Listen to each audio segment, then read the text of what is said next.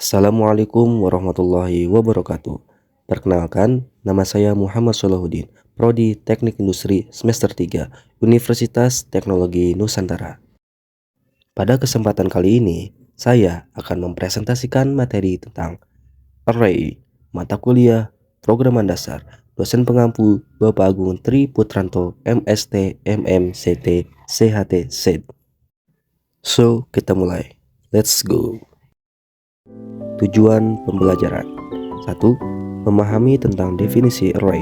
2. Memahami tentang jenis-jenis array. 3. Memahami tentang array satu dimensi. Dan yang keempat, memahami tentang teks algoritma array. Definisi array. Array adalah kumpulan data bertipe sama dalam sebuah variabel. Array memiliki kapasitas yang nilainya ditentukan pada saat pembuatan, menjadikan elemen atau data yang disimpan di array jumlahnya tidak boleh melebihi yang sudah ditentukan. Default nilai pada tiap elemen array pada awalnya dari tipe datanya. Jenis-jenis array. Array satu dimensi.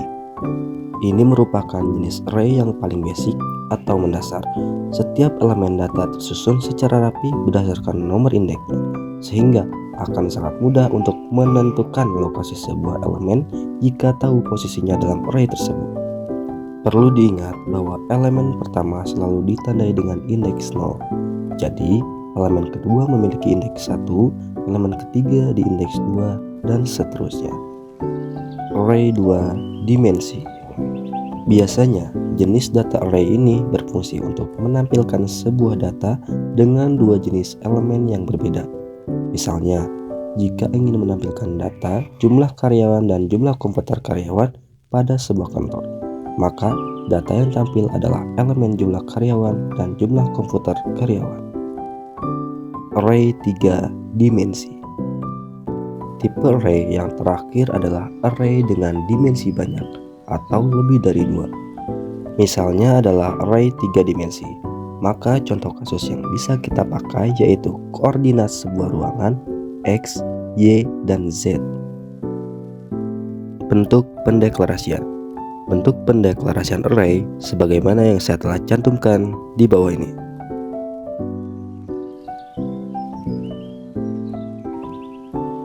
Pengisian elemen array. Pengisian elemen dari suatu array dalam bahasa C dapat dilakukan dengan dua cara, yaitu dengan cara statis maupun dinamis. Cara statis artinya menuliskan elemen dari array secara langsung pada saat pendeklarasian array tersebut. Sedangkan cara dinamis berarti menuliskan elemen dari suatu array pada saat program dijalankan atau runtime. Bentuk penulisan. Bentuk umum pendeklarasian array satu dimensi dalam bahasa C adalah sebagai berikut.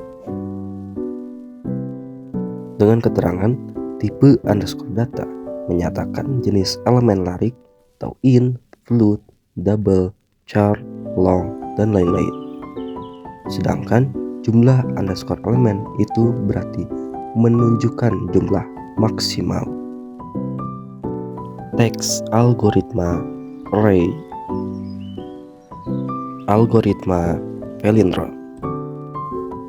Bentuk penulisan algoritma palindrom sebagaimana telah saya tampilkan di bawah ini.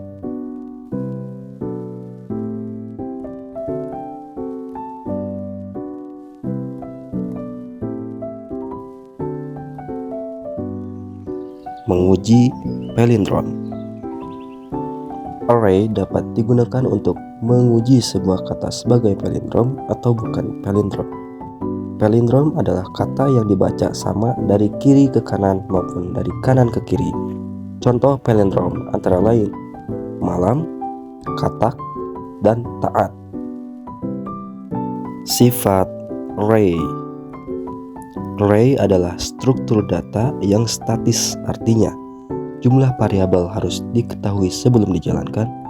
Jumlah variabel tidak dapat diubah selama pelaksanaan program. Deklarasi larik berarti menentukan jumlah variabel dan menentukan tipe data. Keunggulan dan kelemahan array. Keunggulan array. Kelebihan atau keunggulan array adalah sebagai berikut. 1.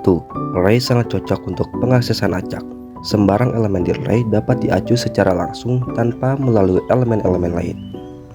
2. Jika berada di suatu lokasi elemen, maka sangat mudah menelusuri ke elemen-elemen tetangga, baik elemen pendahulu maupun elemen penerus. Dan yang ketiga, jika elemen-elemen array adalah nilai-nilai independen dan seluruhnya harus terjaga, maka penggunaan penyimpanannya sangat efisien. Kelemahan array. Kelemahan array adalah sebagai berikut.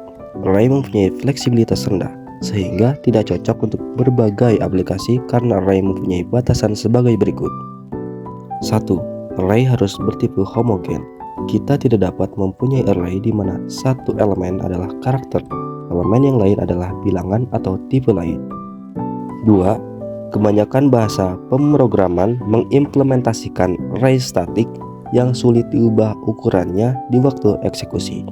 Bila penambahan dan pengurangan terjadi terus-menerus, maka representasi statis tidak efisien dalam penggunaan memori, menyia-nyiakan banyak waktu komputasi, dan pada suatu aplikasi representasi statis tidak dimungkinkan. Pengurutan array. Pengurutan atau sorting adalah proses yang sering dilakukan dalam pengolahan data. Pengurutan dibedakan menjadi dua, yaitu 1. Pengurutan internal. Pengurutan yang dilakukan terhadap sekumpulan data di media kumpulan komputer di mana data diakses elemennya secara langsung. 2. Pengurutan eksternal. Pengurutan data memori di sekunder. Biasanya data bervolume besar sehingga tidak mampu dimuat semuanya di memori utama.